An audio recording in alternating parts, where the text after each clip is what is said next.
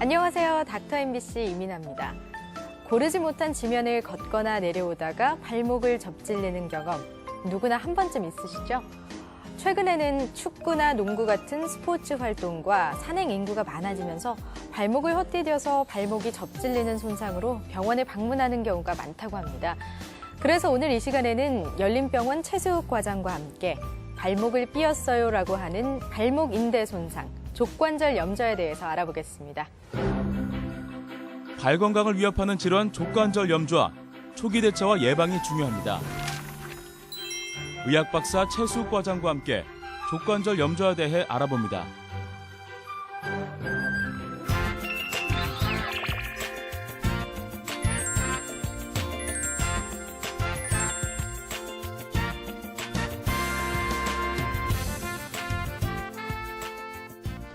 선생님 안녕하세요. 안녕하십니까.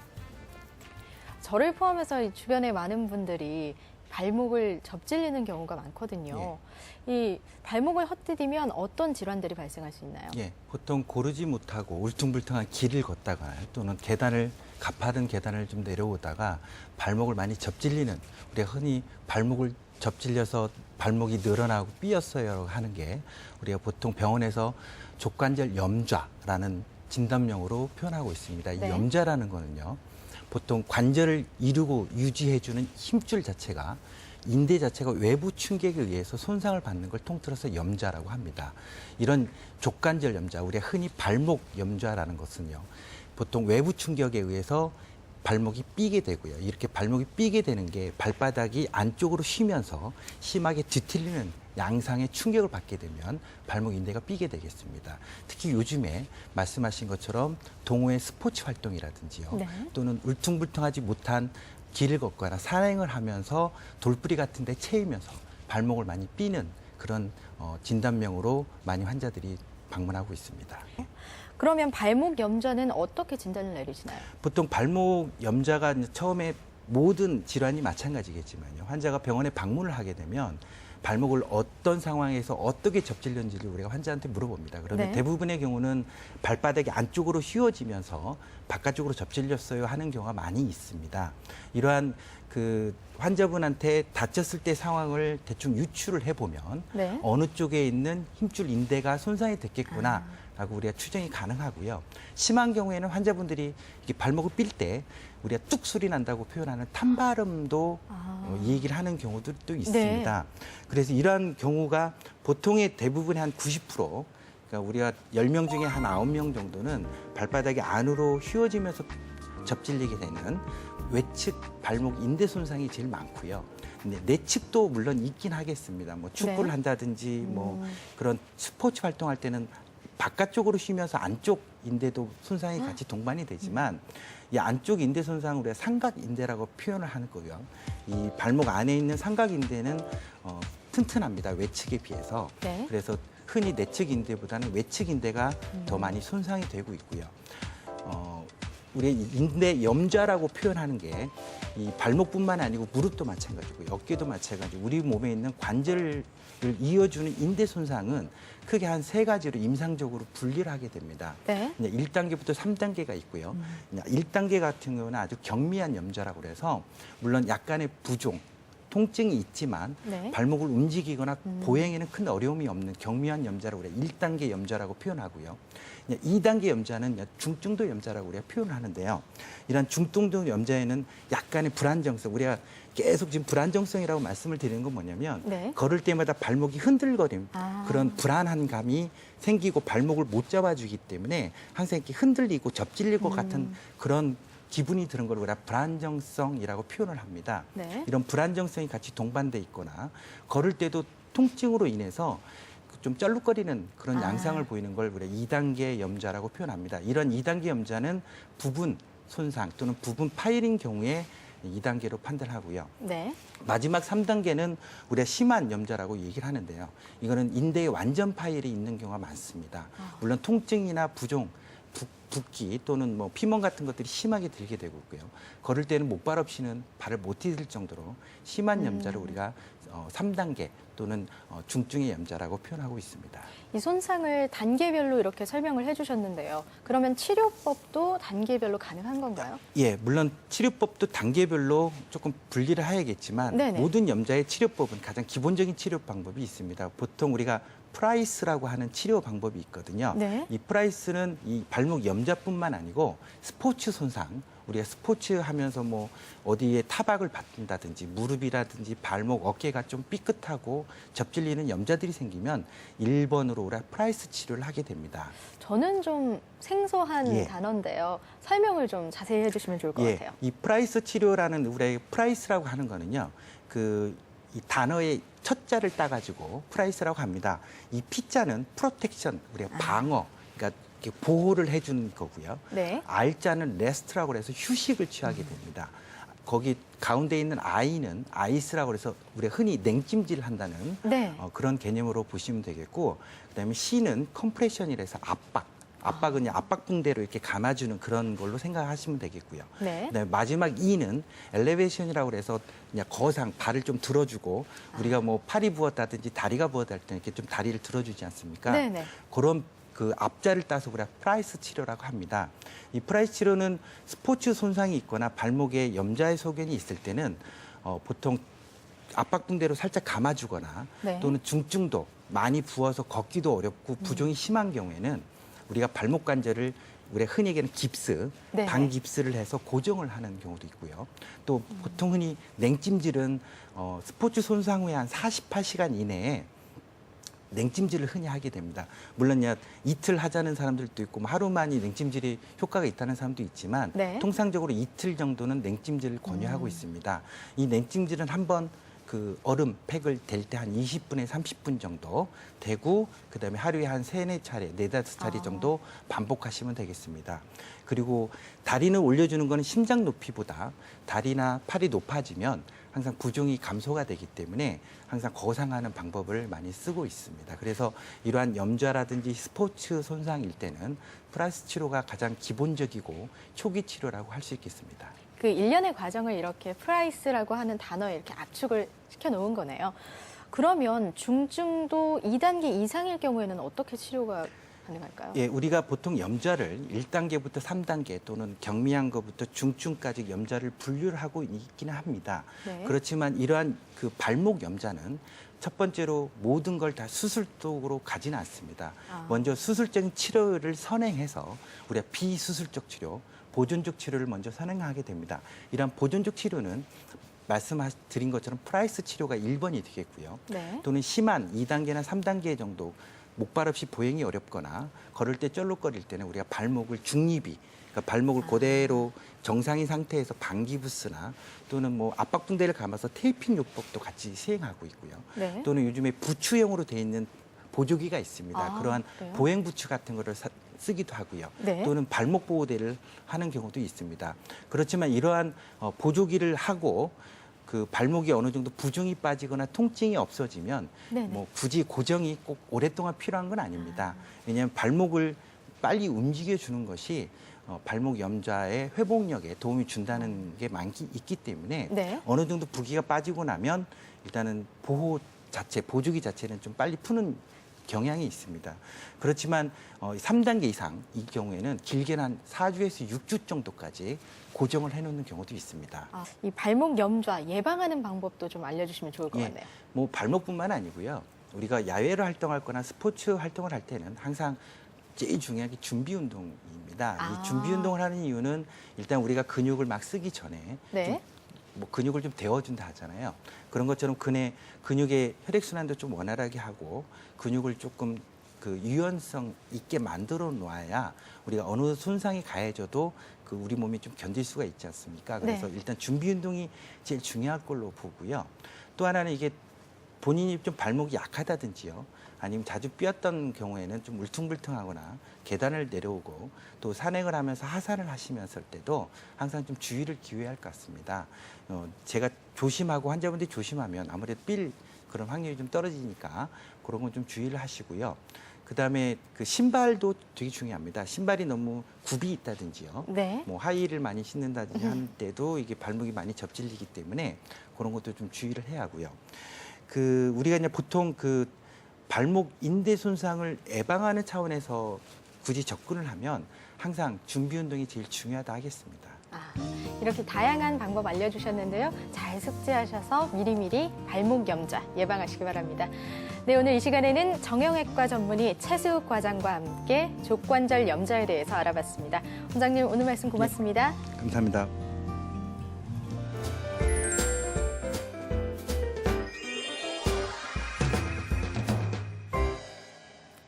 누구나 고르고 예쁜 치아를 갖고 싶어 하죠. 하지만 치아가 비뚤어진 경우에는 음식을 제대로 씹지 못하거나 말할 때 발음이 올바르게 되지 않는 경우도 있습니다. 이렇게 치아는 미용뿐만 아니라 건강에까지 영향을 주기 때문에 문제가 있을 땐 빠르고 정확한 치료가 필요한데요. 그래서 오늘 이 시간에는 미래치과병원 박채희 원장과 함께 부정교합이 심미와 치아 건강에 미치는 영향에 대해 함께 알아보겠습니다. 건강에 영향을 미치는 부정교합. 정확히 아는 것이 치료의 시작입니다. 치과교정 전문의 박채희 원장과 함께 부정교합이 심미와 건강에 미치는 영향에 대해 알아봅니다.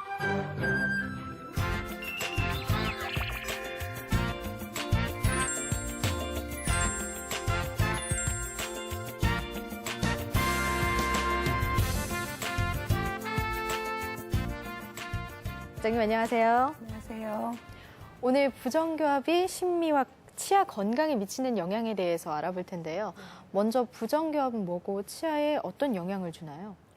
부정교합이라고 하면 일단 정상교합에서 벗어난 경우를 모두 부정교합이라고 하는데요. 네. 정상교합에서는 치아가 가지런하고 예쁠 뿐만 아니라 서로 위치아, 아래치아를 다물었을 때 서로 톱니처럼 잘 맞물려서 씹어먹는 기능도 좋고 그리고 치아 건강, 그리고 잇몸도 건강하고 턱관절까지도 건강한 상태를 정상교합이라고 해요. 네. 그런데 부정교합이 어떤 이유로 인해서 치아가 삐뚤게 났다든지 아니면 치아의 개수가 부족하다든지 아니면 치아의 사이즈가 너무 작아서 위치아, 아래치아 맞물림이 좋지 않을 때도 부정교합이라고 하죠.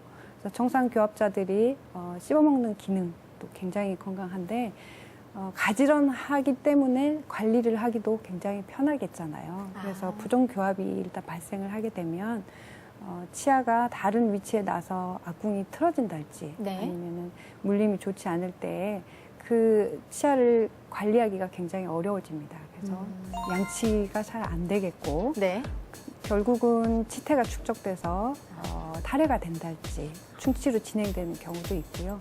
치아가 오밀조밀하게 나 있어서 이하고 이 사이에 잇몸뼈가 많이 발달하지 못해서 잇몸뼈가 굉장히 약하게 좁게 생겨 있을 때에 결국에는 충치 또는 잇몸 질환 이런 거에 노출되게 되고 마지막에는 치아를 많이 상실하게 되는 경우도 종종 봅니다. 그러니까 일단 치아가 건강하면 씹는 기능도 잘할 수 있고 네. 또 앞으로 치아가 썩지 않도록 관리하는데도 훨씬 유리하다는 말씀이시죠. 그렇습니다. 그러면 교정 치료로 치아를 고르게 하는 것뿐만 아니라 또 다른 치료도 하는 건가요? 일단 치아에만 문제가 있는 경우를 치성 부정교합이라고 하는데요. 네. 뼈가 바르게 생겨 있고 위치가 올바른 데에 있다면 이제 치아만 삐뚤은 경우라고 할 수 있겠잖아요. 네. 그래서 그런 경우에는 치아를 고르게 펴고 또 위아래가 잘 물릴 수 있도록 하는 치아 교정만 하는 것이죠. 그런데 뼈에가 문제가 있다면 뼈 교정을 해야 되지 않겠습니까? 그러면 뼈도 이렇게 네. 자연적으로 생겨서 이미 자란 뼈도 교정이 가능하다는 말씀이세요? 그렇죠. 말은 교정이지만 뼈 네네. 교정이라는 것은 일단 성인이 되었을 때는 뼈의 위치를 올바른 데에다 갖다 놓는 것이기 때문에 악교정 수술이라고 할 수 있겠죠. 그래서 네네. 교정과에서 이제 수술 계획을 수립을 하고 구강외과에 수술 의뢰를 하면 뭐 편악 수술이든 양악 수술이든 박교정 수술을 협진을 통해서 진행을 하는 거죠. 다만 이제 성장이 되지 않은 아이들에 있어서는 네네. 교정 장치만으로 뼈를 어느 정도 성장 조절 또는 성장 촉진이나 억제를 통해서 뼈를 어느 정도 교정을 할 수 있다고 보면 되겠습니다. 그러니까 조금 치아 턱뼈가 덜 발달한 경우는 더 촉진할 수도 네. 있고 너무 발달해 가고 있다라고 하면 좀 억제할 수도 그렇습니다. 있다 이런 말씀이세요? 네. 교정을 통해서 이런 것이 가능한 건가요? 그럼요. 그러면 이런 성장 조절이 가능한 시기는 언젠가요? 일단 성장 조절 내용을 보면은 네. 이제 아래턱은 많이 못 자라고 위턱은 많이 자라가지고 무턱 성향을 보이는 그런 돌출입들이 있어요. 모든 돌출입이 해당되는 건 아니지만 이제 성장기 때 그게 발견이 되면 위에 턱 성장을 좀 억제를 좀 하죠. 성장 억제 장치를 이용을 해서 못 자라는 아래턱의 성장 속도에 맞게끔 네. 성장 속도를 좀 조절을 해서 돌출입을 좀 보완을 하고요. 네. 이제 거꾸로 아래턱이 많이 자라고 이제 위턱이 못 자랐을 경우에는 위턱 성장을 좀 촉진시켜주는 성장 조절 장치를 써요. 그렇게 되면 이제 성장이 어느 정도 아래턱 성장 속도에 맞게끔 따라갈 수 있게 해주는 거죠. 그런데 이제 앞뒤의 속도 차이가 아니라 네네. 폭이 위에가 너무 좁아버리면 그런 경우에는 넓혀줘야겠잖아요. 그렇죠. 그런데 이제 이런 경우에도 시기가 중요한데요. 개인 차이가 물론 있겠지만 네네. 위턱뼈를 넓혀주는 경우는 만 18세에서 20세까지는 충분히 교정 장치만으로 넓어지는 것 같아요. 네. 근데 이제 20세가 넘어버리면 외과 쪽으로 간단한 시술을 좀 도움을 받아야 위에 턱뼈가 좀 넓어지고요. 그러면 청소년기에는 이런 시술을 통해서 성인이 됐을 때 더 큰 수술을 예방할 수 있는 거네요? 네, 그렇습니다. 예방을 하기도 하고요. 네. 이제 큰 수술량이 아주 많은 거에 비해서 좀 줄여볼 수도 있고 그렇습니다. 그렇죠. 그래서 성장 조절 장치의 시기라고 한다면 이제 2차 성징 시기가 나타나기 전 이제 키가 왕성하게 크는 시기인데 그때 또 우리 악골도 같이 성장을 하게 되거든요. 그래서 네. 그 시기를 역이용을 하면 성장 조절 어느 정도까지는 해볼 수 있다고 생각합니다. 그러면 성인들의 경우에는 교정을 통해서 구강 건강이 개선되는 경우는 또 어떤 치료가 있나요? 성인 교정 치료에서 이제 구강 건강과 굉장히 밀접한 관련이 있는 교정 치료는 부분 교정이라고 할 수 있겠습니다. 네. 그러니까 예를 들어서 어금니가 하나 빠졌다 할지 아니면은 원래 나 있지 않다 할지 해서 주변에 있는 치아가 그쪽으로 쓰러져 난달지 그리고 대합치가 없어서 위에 치아가 많이 아래로 솟구쳐 있다 할지 이런 경우에는 보철물을 제작하기가 쉽지가 않아요. 그래서 이제 그런 경우에 교정과하고 협진을 통해서 원래 자리로 치아를 간단하게 이동을 시킨 후에 네. 임플란트를 수복을 한달지 아니면은 브릿지로 보철물을 제작을 할 수가 있는 그런 경우가 종종 있습니다. 그리고 가끔은 이제 넘어져가지고 앞니가 심하게 부러져서 오는 분들이 있으세요. 네. 그런 경우에는 이제 치근 뿌리만 남아있는 경우인데 그거를 뽑고 임플란트를 하자니 너무 아깝기도 하고 네. 그런데 이제 교정용으로 간단하게 치아 뿌리를 약간 잡아 올려서 윗부분에다가 이제 보철물로 치관을 형성을 해주면 교정과 보철 치료의 이제 협의 진료를 통해서 치아를 건강을 회복을 할 수가 있죠. 그러면 교정 치료를 하고 싶은데 턱 관절이 많이 안 좋으신 분들은 어떻게 치료를 할 수 있을까요? 네, 교정 환자분들 중에서 치아가 삐뚤삐뚤하고 부정교합이 심한데 또 턱도 아프고 이래서 교정 치료를 미루고 계신 분들이 있으세요. 네. 그런 분들은 먼저 이제 턱관절의 형태나 턱관절의 기능을 먼저 평가를 해요. 그런 후에 이제 턱관절 안정장치라는 것이 있는데 그거를 통해서 턱을 좀 편안하게 해준 후에 교정 치료를 진행을 하고 있습니다. 이제 네. 간혹 퇴행성 관절 질환을 동반해서 턱관절이 골 흡수가 진행되는 분들이 있으세요. 그런 분들은 약물 치료나 물리 치료 이런 것들을 동반해서 턱관절의 흡수가 정지되는 시점까지 좀 지켜본 후에 교정 치료를 진행하고 있습니다. 복합적으로 사실 이거 하나만 딱 하면 된다 이렇게는 항상 말씀을 안 해주시네요. 여러 가지를 함께 해야 하는 거네요. 모두 보통. 관련이 있기 때문에 치아와 잇몸 그리고 턱관절까지 모두 건강이 관련되어 있기 때문입니다. 그러면 일상생활에서 치아 건강을 위해서 우리가 할 수 있는 거는 뭐가 있을까요? 일상생활에서 저희가 가장 중요한 것은 일단은 양치질이고요. 네. 그리고 저작 습관이 중요한데요. 한쪽으로만 씹는달지 이런 거는 별로 좋지가 않습니다. 그래서 양측성으로 씹어주는 것이 좋습니다. 그리고 한국인들이 좋아하는 음식들 중에는 질기고 단단한 것들이 많은데요. 치아 건강에는 아주 위해하다고 생각합니다. 네, 오늘 이 시간에는 치과 교정 전문의 박채희 원장과 함께 부정교합이 심미와 치아 건강에 미치는 영향에 대해 알아봤습니다. 원장님 오늘 말씀 고맙습니다. 감사합니다.